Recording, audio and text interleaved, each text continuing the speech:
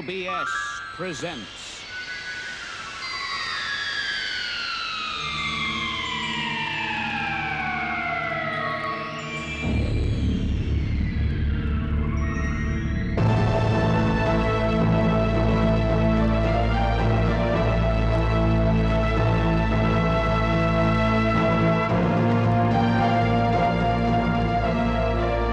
Mysteries of the Pyramids, hosted by Omar Shariff. Pyramids have always had a mystical hold on the mind of man. Why is this so? What is it about this shape that captures our imagination? If you look at the back of any dollar bill, there you will find a pyramid. If you go into any number of shops around the world, there you will find unusual objects, such as these. It seems obvious that the pyramid is more than just a symmetrical collection of stones. Pyramids can be found around the world, from the deserts of Egypt to the rainforests of Central America. Why were these pyramids the first things built in their respective civilizations? The dimensions of the Great Pyramid incorporate the ratio pi, a symbol used in the calculation that can give the circumference of a circle. Coincidence or intention? And finally, is it conceivable that the Great Pyramid is an astronomical observatory? Through computer analysis, Stonehenge was shown to be a highly developed measuring device for calculating the seasons. Analysis has suggested the Great Pyramid has the same function. Egypt was conceived in the shadow of these cliffs, and they cradled the infant civilization as it began to mature. From these barren rocks, her people went into even bleaker desert, the borders of which have protected Egypt from invasion for countless centuries. On these dry plains, they first began to contemplate their destiny.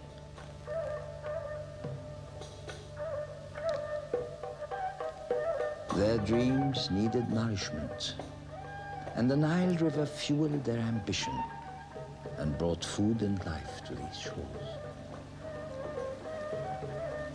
This land has been fertile for countless generations, and one can easily imagine the ancients tilling these fields.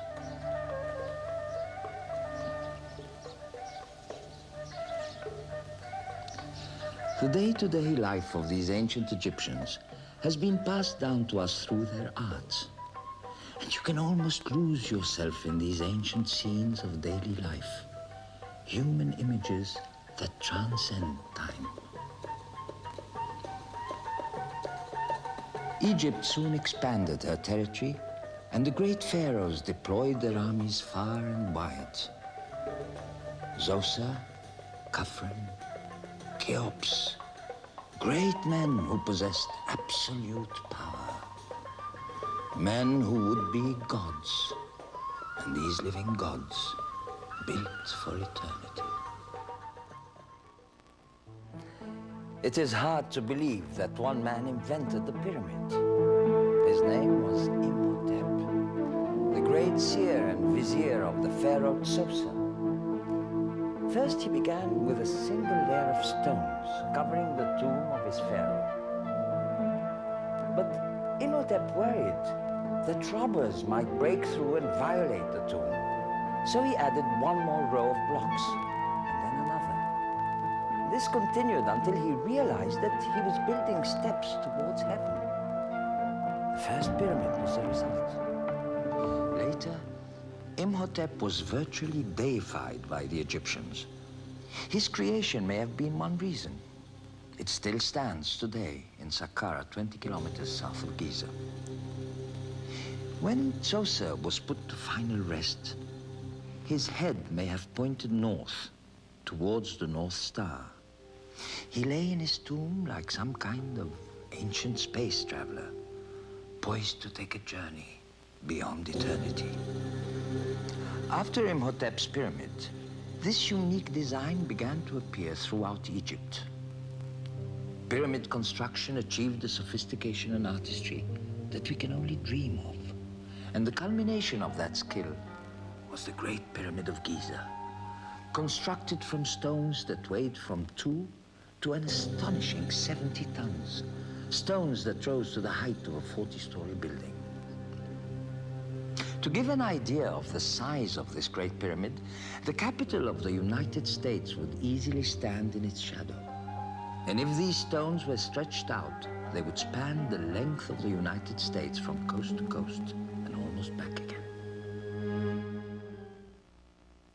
How did the Egyptians do it? How was this Great Pyramid built?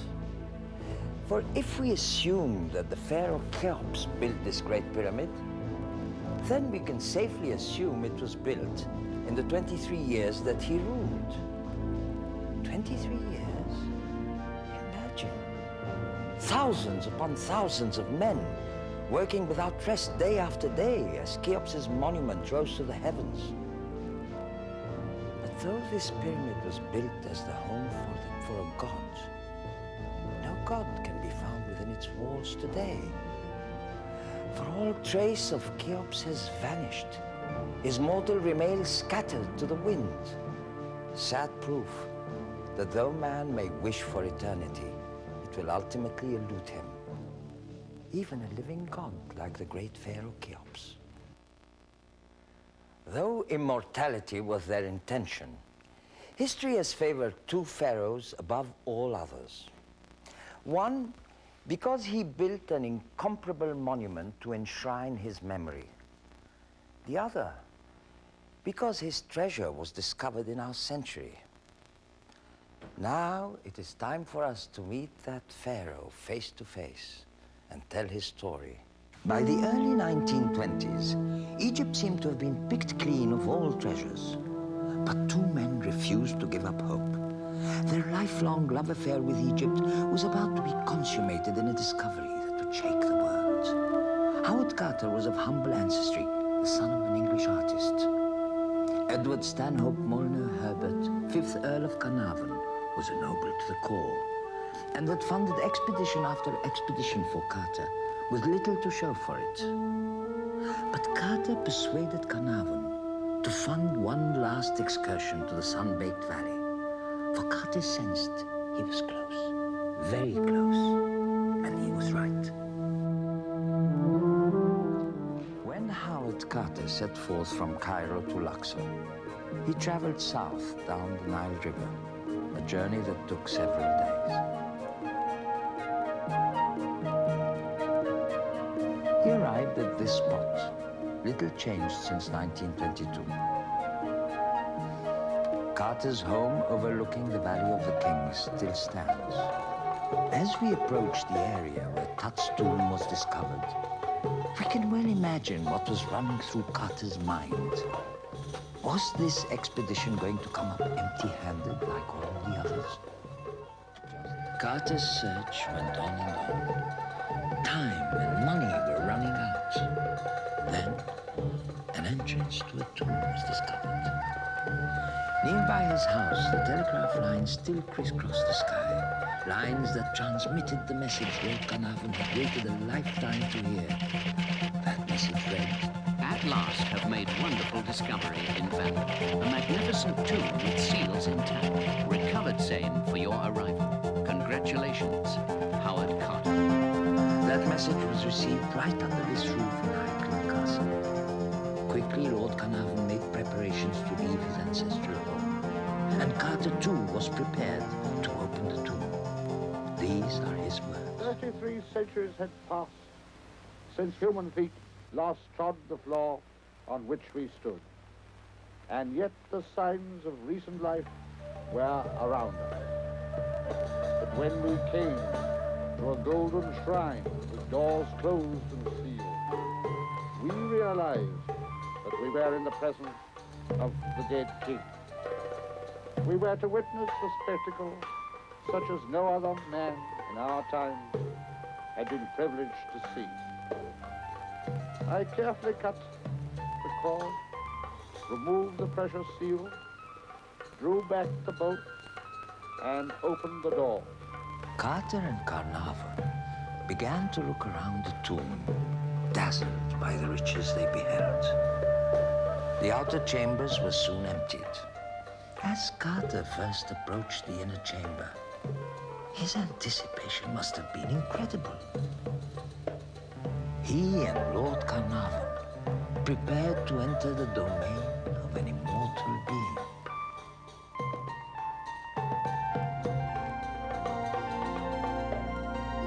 In attendance,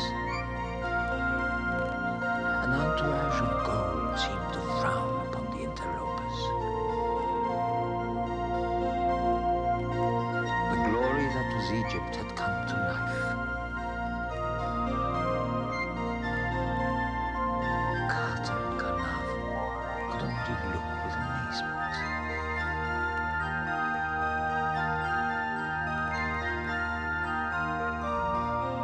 In their wildest dreams, they never could have conceived of such a treasure. When they reached their final sepulchre, they could hardly contain their excitement. Gold. A sarcophagus of pure gold blinded them. At last, the long and sometimes frustrating hunt had ended.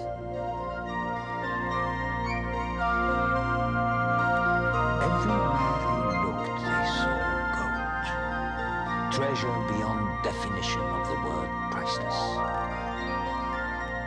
And then, in the unsteady light, they espied their recumbent form, aglow with a golden light.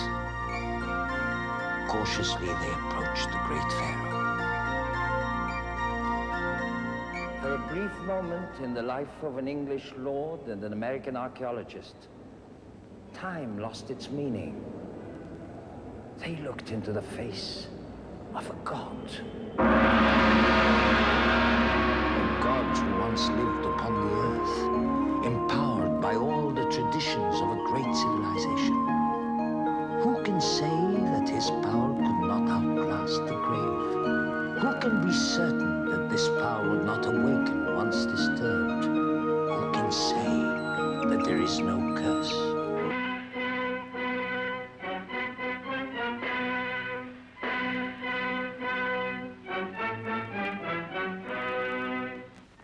Arthur Weigall, British writer and archaeologist. His death in London has revived the mystery of the curse of the pharaohs. It was in the shadow of the famous pyramids 10 years ago that Weigall, as a member of Lord Carnarvon's expedition, braved the Egyptian curse to help uncover the tomb of King Tutankhamun, buried for 5,000 years. None among the tourists who flocked to view the underground treasure house dreamed that of the 15 who opened it to the world, 12 would meet unnatural deaths within the short span of 10 years, most of them under mysteriously sinister circumstances. Lord Carnarvon, on the left, here with Howard Carter, American aide, died of a rare insect bite within 2 months after King Tut's discovery. His wife followed him in death from the same strange cause. Several committed suicide, one was murdered. Curse or coincidence? Scoff if you will, but one thing we know. In the dead king's crypt was this inscription: "Death shall come with swift wings to him who toucheth the tomb of a pharaoh." The world press soon turned the curse into front-page news, and it has not been far from the headlines since. While filming in the tomb, we experienced technical problems that no expert could explain. Cameras breaking, lights refusing to go on. Minor problems, to be sure, but problems that stopped the moment we stepped outside into the light. Are there more treasures in Egypt? Perhaps. There may be other tombs intact, other storehouses of riches waiting for discovery. Recently, Mark Lerner and I traveled to the Giza Plateau, and he was really able to bring the area alive for me. Mark, I felt somehow that we have something in common, that you were an Egyptian in some previous life. I feel that you lived before in Egypt. What do you think? I would be honored to have been in Egypt with you before, Omar, but I won't comment on that.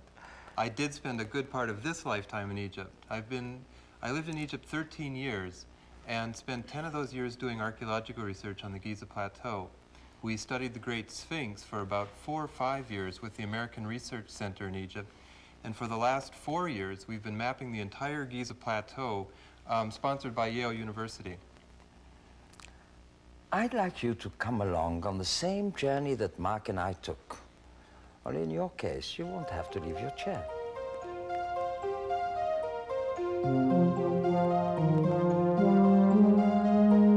Well, this knoll south of the Sphinx has always been a favorite place for me. It's, as the Indians would say, it's kind of a power spot. You can sit up here and you can see the whole panorama of the Giza Plateau.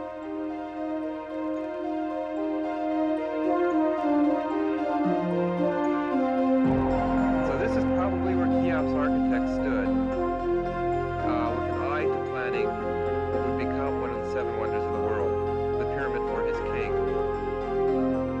The knoll may have been a kind of command point for the Cheops building project. It overlooked the place where stones for the pyramid were quarried in the areas to the south. Tracks were used to haul the stones from the horseshoe-shaped quarry at the lower left to the plateau above. When the pyramid was complete, a long ramp or causeway spanned the distance to the valley floor. Tombs for his officials and queens completed the city of the dead. Cheops' son Khephren added his own pyramid and temples to the landscape. A causeway spanned the distance to the valley floor. He had the Great Sphinx sculptured out of the natural rock close to the base of the plateau.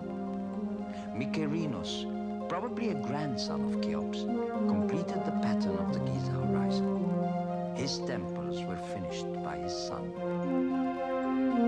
Just in back of the knoll, we look down upon the probable location of the workmen's settlements, where thousands, if not tens of thousands of workmen had to have been settled for the building of the pyramid.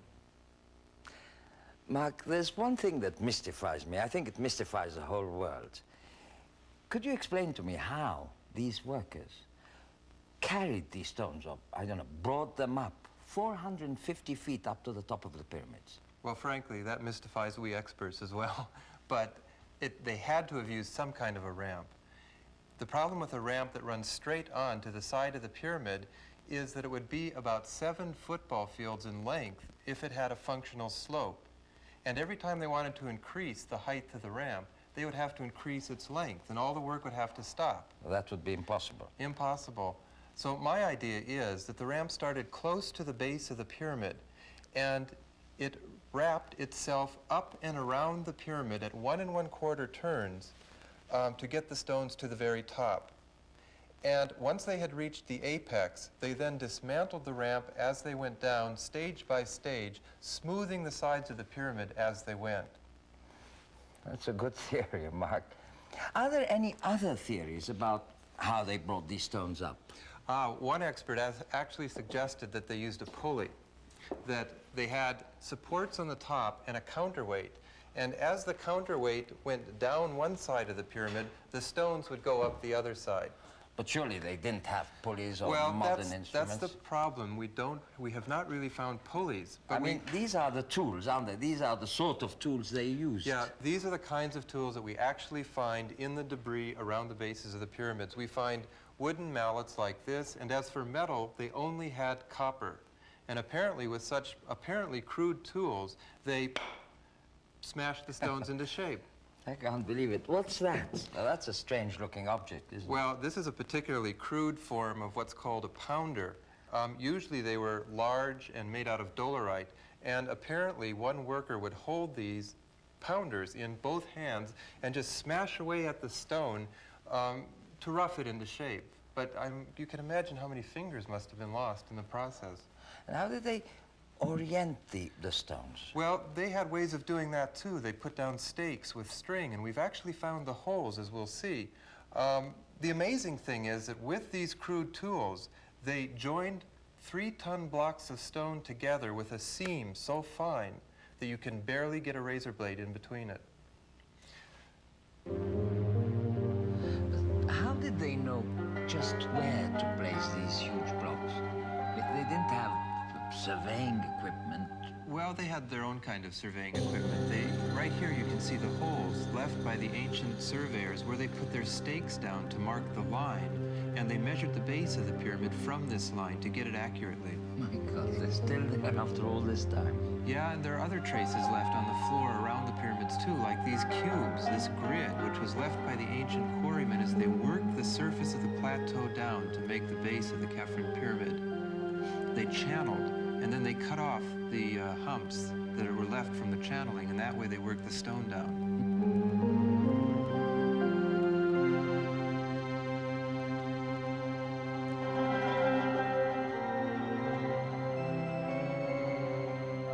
That looks like quite a climb. It is. We're going to the top of the Khafren pyramid, the second one in Giza.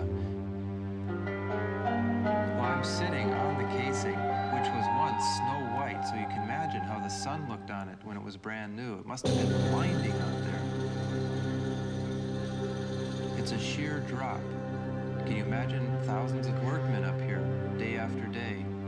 Incredible, absolutely. Down there you see the Valley Temple where the pharaoh was embalmed, and the long ramp or causeway which had walls and a roof, so it was like a long dark tunnel coming up the plateau to the funeral temple where they probably recited chants similar to the Book of the Dead over the king's mummy. Now modern Cairo is expanding all around the pyramids and threatening the Sphinx with the pollution. It seems that the city of Cairo is rapidly closing in on the Giza Plateau. And if we are not careful, we may lose these monuments. Mark, can anything be done?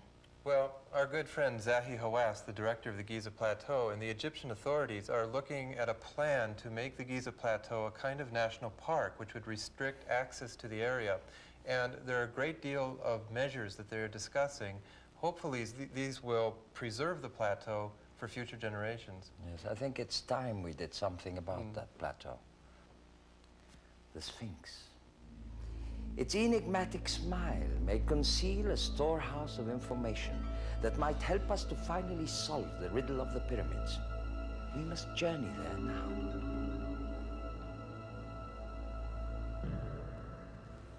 There is an age-old legend that the Sphinx guards hidden knowledge of a subterranean tomb, a temple, or a hall of records of a lost civilization. In its various forms, the mythical tale can be traced back to early Arabs, Christians, back to the Romans or the Greeks, and even back to pharaonic times.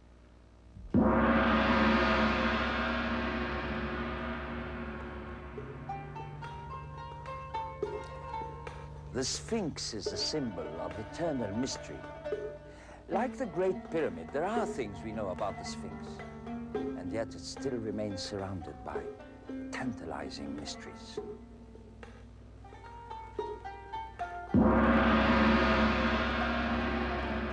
You see, in the time of Tutankhamun, the Sphinx was already 1,200 years old. And it was Tutankhamun's great-grandfather, the pharaoh Thutmose IV, who was first to restore the crumbling man-beast. He told us so in the first archaeological record ever written about the Sphinx. This granite stela, weighing more than 5 tons. Thutmose was a royal prince, but not in line for the throne. While on a hunting party, he fell asleep between the paws of the great cat, which in those days was buried up to its neck in sand. The Sphinx appeared to the prince in a dream. My son, deliver me of the sand, and I will make you king of Egypt. And then the text breaks off. But Thutmose did become king. Now, what did he find in his excavations of the Sphinx 3,400 years ago? Well, look to the stela. The Sphinx sits on a platform with a door at the bottom. Could this be a hint to the entrance of the legendary Hall of Records? The Sphinx was finally excavated down to the bedrock floor in 1926. No pedestal was found. experts scoffed at the notion of a secret passage in the Sphinx. But something was missed. A passage was found under the rump of the statue.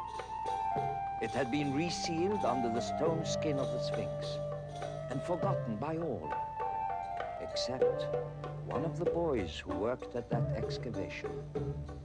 60 years later, that boy was an overseer of workmen for antiquities, Muhammad Abd al-Mawud. In 1980, he pointed out the exact location of the passage to Zahi Hawass and Mark Lerner. It was found exactly as the old man had remembered.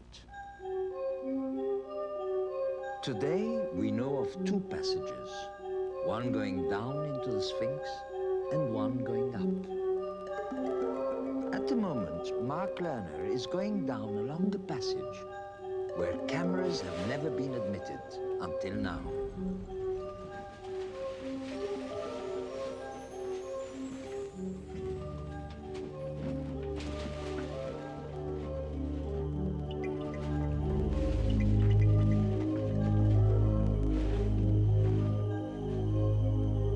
This upper passage is blocked because of the restoration stones placed by Tutankhamun's great-grandfather. Is the passage from an even earlier time?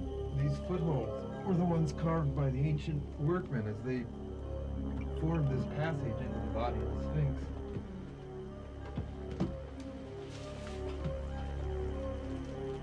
Where they were going with this thing is a good question.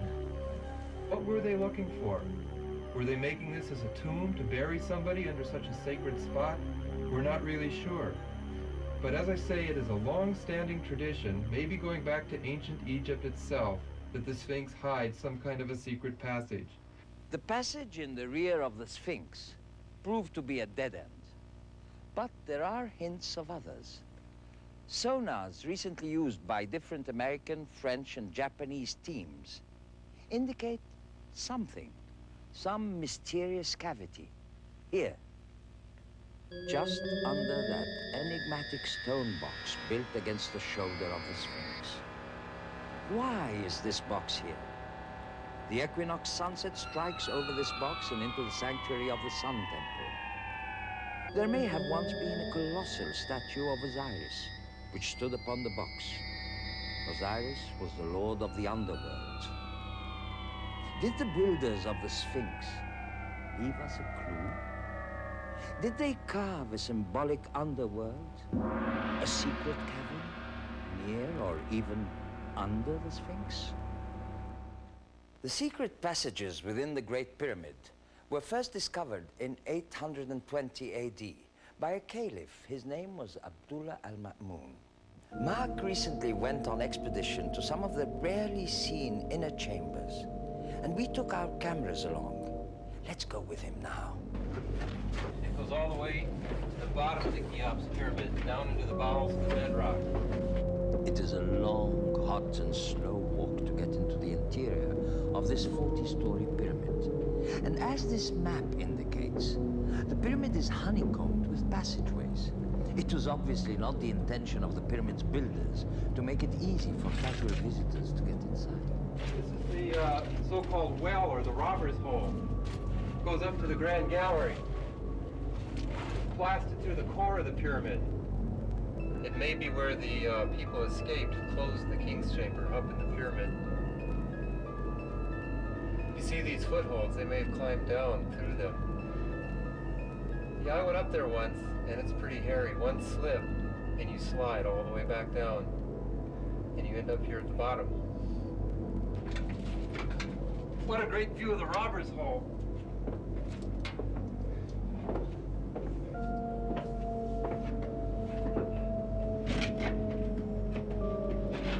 We made it. This is the bottom chamber, the very core of the pyramid, the absolute bottom.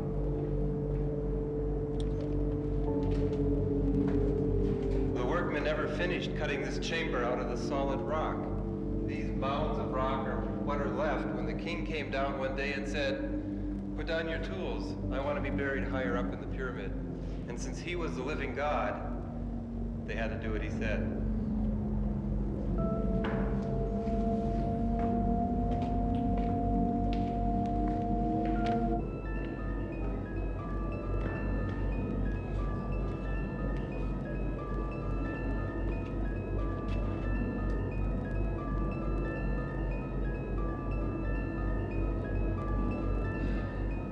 And so, as the story goes, they built another chamber for the king, higher up in the pyramid, the one that's mistakenly called the Queen's Chamber. It was made out of limestone with a painted roof and this marvelous niche for the king's statue. They almost had it completed. They only had to smooth down the floors and the walls. And then they think the king came along one day and said, "Yeah, I don't like it.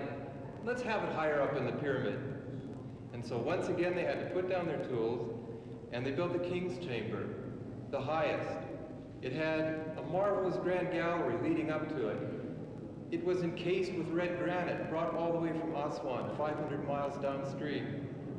Finally, the king was satisfied, and that is where they think Cheops was laid to rest, inside his pyramid. Above the king's vault, we see chambers above chambers above chambers. It's thought that they relieve the tremendous weight upon the king's burial. I'm in this crawl space that was carved from the top of the grand gallery to the first of the 5 chambers above the king's chamber, apparently done by the workmen after the top of the king's chamber and the top of the pyramid had been closed off. It's thought they had to get to that first chamber above the king's chamber and the floor on top of it because earthquakes or something had caused the ceiling blocks to crack, and they may have wanted to get in here to inspect and possibly to repair with plaster.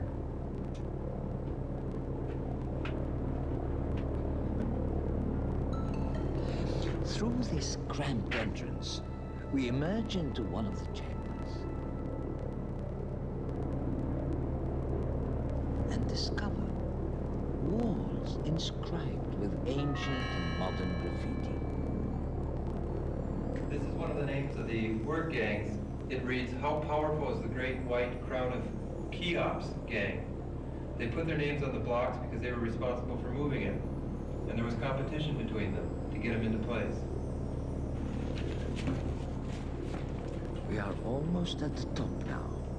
A good place to stop and rest, for we are right on the edge of making a most fascinating discovery.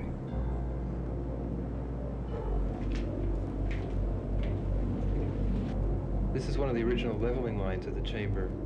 And you can see that the leveling line has been put on after the blocks are put into place. Before they were put into place, the workmen put this cartouche of the king, which is underneath the line. And that's part of the name of one of the work gangs.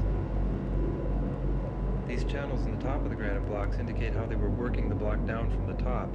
You channel, leave a hump, take away the hump, and gradually work the surface away. Well, as massive as these structures are, people are worried that they might collapse. Last year, engineers were in here and they put up these seals to see if the chamber is slipping at all. If the seal is cracked, of course it means there's slippage in the ceiling blocks. All these ceilings, all these rooms show cracks running through the 80-ton granite blocks. There's been slippage at some time. Is it still happening? That's it. Okay, I got the bottom. Now the right foot is going to have to come down a lot. Put the light up. So you... Okay. See what I mean? Up here at the far end of the uppermost of the 5 chambers, you have what really clinches the Great Pyramid for Cheops. It's his name written in red ink on one of the stones, left by the workman who dragged it into place, and it clearly spells out Kha-U-F-U, Khufu, the ancient Egyptian name of Cheops. This has never been seen on film before.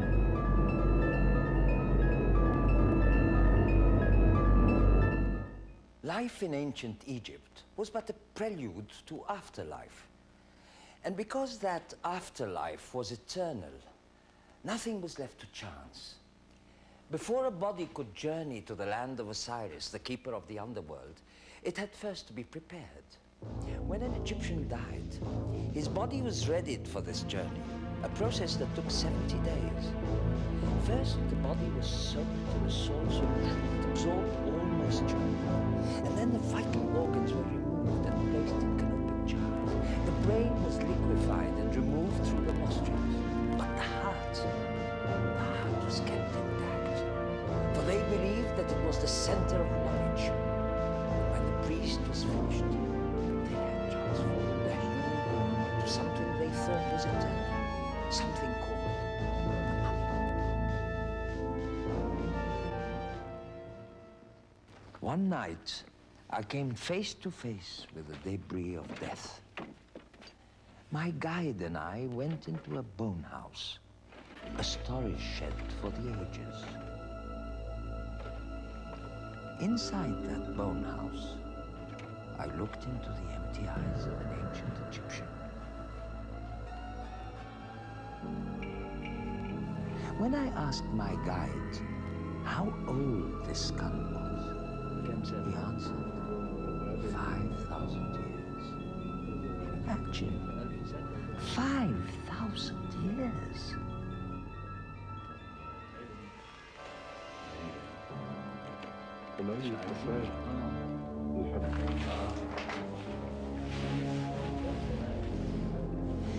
We went into another room, and in the corner, almost hidden in a bed of straw, were the remains of a mummy, lost in the shadows after most of the ancient bones had been moved elsewhere. It's incredible. It's incredible to be holding a bone that's 5,000 years old. This was part of a human being. It looks so... It could be somebody's bone of yesterday. I can't believe it. My hand is shaking. I mean, it's so exciting. God, how fragile we are, really, because, I mean, these are bones, we have bones like this, exactly like this. And this looks extremely fragile, but there it is, 5,000 years old. It's not reduced into dust or anything like that. I would have thought they would be reduced to dust.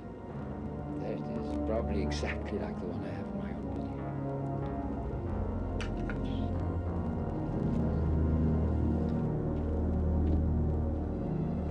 We have no need to fear. Their ghosts do not haunt these bones. These are the people found in the labyrinths around the Great Pyramid. There was no earlier civilization. The skulls have no antenna. These were not extraterrestrials descending on Earth from a strange planet in space. These are the skulls of Egyptians who lived 5,000 years ago. Courtiers, mistresses, architects, officials, making up the royal court of Cheops.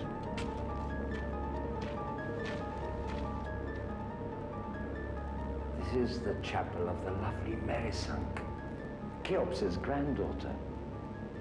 She became queen in her own right when she married her half-brother Kefren.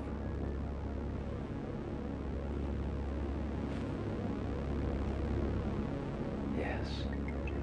And we even know the preferred woman's figure 5,000 years ago. Tall, slender.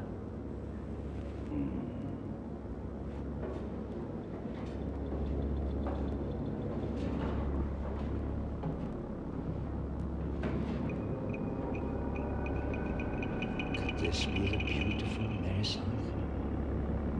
Perhaps it was one of Cheops' scribes. Maybe one of those called Master of Secrets. Below the Giza Plateau, a maze can be found. A maze in the form of tunnels that twist and turn and seemingly never end. And Mark Lehner is one of the few people who know where those paths turn. For one is never sure what is just around the corner. A wall, a passage, or an empty sarcophagus. There's a lot of charcoal in there, a lot of charred bone. It looks like there's clearly been a fire in the sarcophagus. Sometimes the mortal remains of the deceased would burn so that they couldn't attack the plunderers as they robbed the tomb. When you are alone in this eternal night, you feel the weight of the centuries pressing down upon your shoulders. It takes a brave or perhaps foolhardy person to penetrate deeper.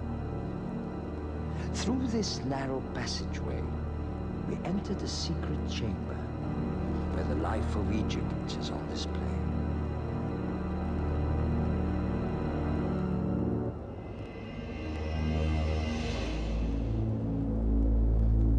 On the walls of Merisang's tomb, murals were painted depicting everyday life, so that these activities could nourish the souls in their afterlife.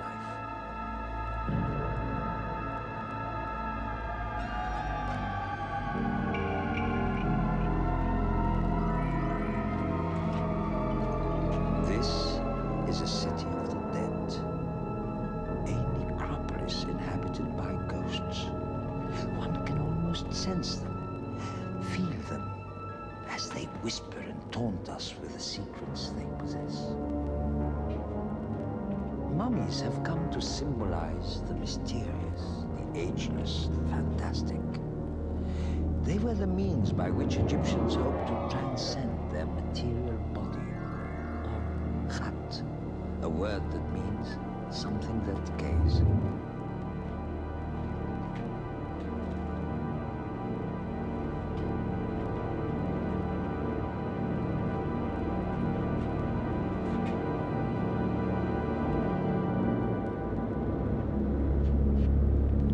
When they placed themselves within this bedrock, it was as if they planted a seed that would germinate and then flower, as the mummy's soul came forth from the underworld.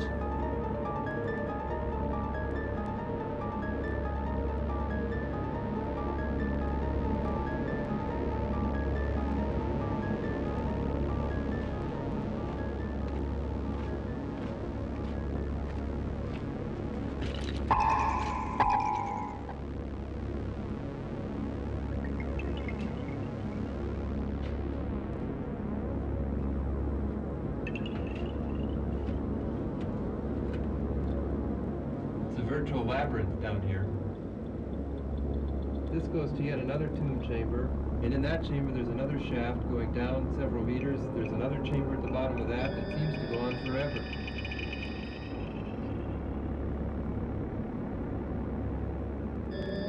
In this case lies one of the most perfectly preserved mummies in all Egypt. We even know his name, Nefer. This mummy was literally pickled and then reconstructed in the image of the living human being, almost a statue molded out of bandages.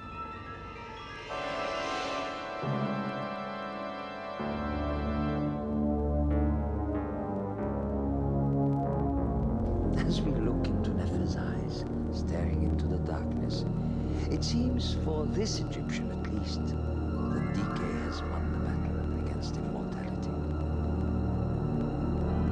They honeycombed the whole plateau, putting themselves away for eternity. Perhaps in a portion of the heavens reserved for the ancient Egyptians, the former inhabitants of these empty husks are in the embrace of Osiris, living their promised afterlife. If they are, they may well be displeased at the way their earthly remains have been treated, for their disturbance is almost like a wound in time. This might explain what happened one night in 1938, almost 150 years ago to the day. A stone sarcophagus was taken from the pyramid of Mykonos, that's the smallest one, and loaded upon a ship called the Beatrice. That ship set sail for Great Britain, and promptly vanished off the coast of Portugal. Perhaps somewhere in the heavens, an ancient face displayed an icy smile.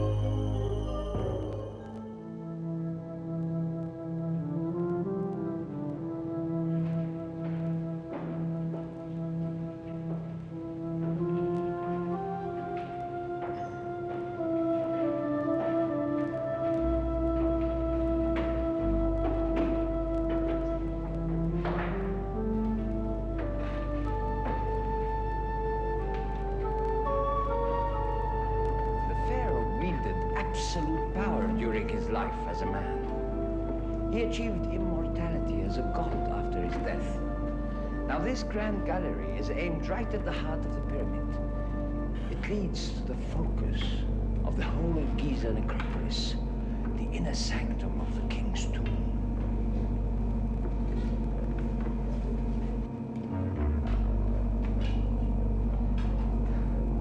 It appears that the king changed his mind several times during the construction. Being the supreme power and the living God, he moved higher and higher. But it all started in the bottom of this stone mausoleum.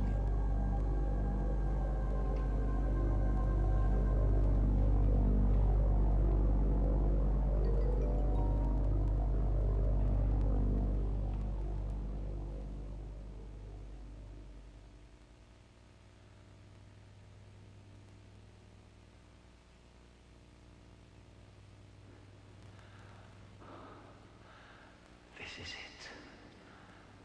The inner sanctum of the royal grave. It's incredible. I'm here for the first time with you.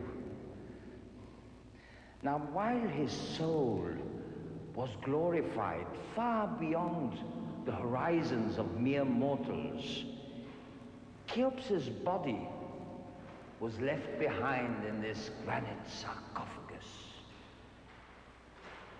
Now, it is cold and empty. But when it held the royal remains, the sarcophagus was called by the Egyptians the Lord of Life. It was for them like a nuclear power core that energized the pyramid, the temple, and indeed the whole of Egypt. Dr. Hawass, please tell me, who was this man who was worshipped like a god? What do we know about him? What did he look like? This is the only small statuette that ever found for this great king. And even is not found at Giza. It's found in a site in Upper Egypt called Epirus. Again, we are left with mystery. The clues point to Cheops as the builder of the pyramid, but the feeling for his presence is fainter than any ghost could ever be. What we do know is that this inner sanctum and its empty sarcophagus speak to us of resurrection, the renewal and uplifting of the human soul.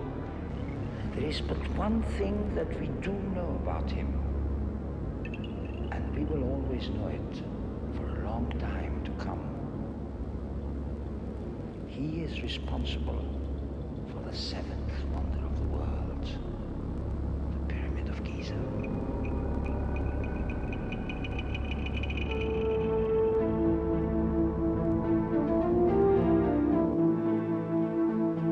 Perhaps this ancient nation's greatest legacy to all of us is not the search for treasure, nor the gold of the child pharaoh Tutankhamun, nor the extraordinary architectural achievement of the legendary Cheops, but the fact that the spirit never dies.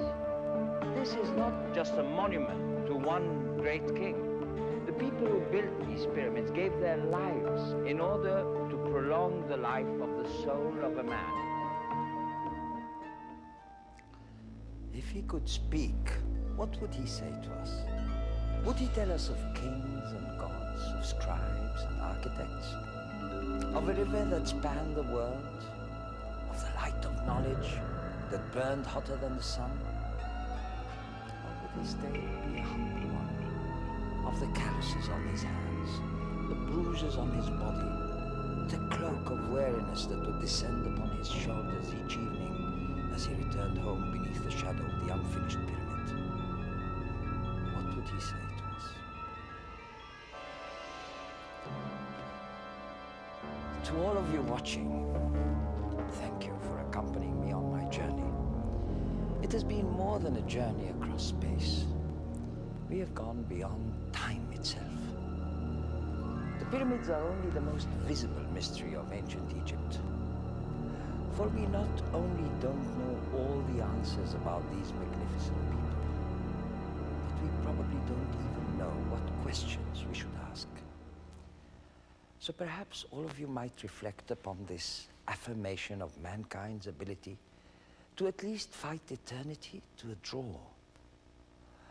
For the pyramids are the closest thing to eternal that we are ever likely to create.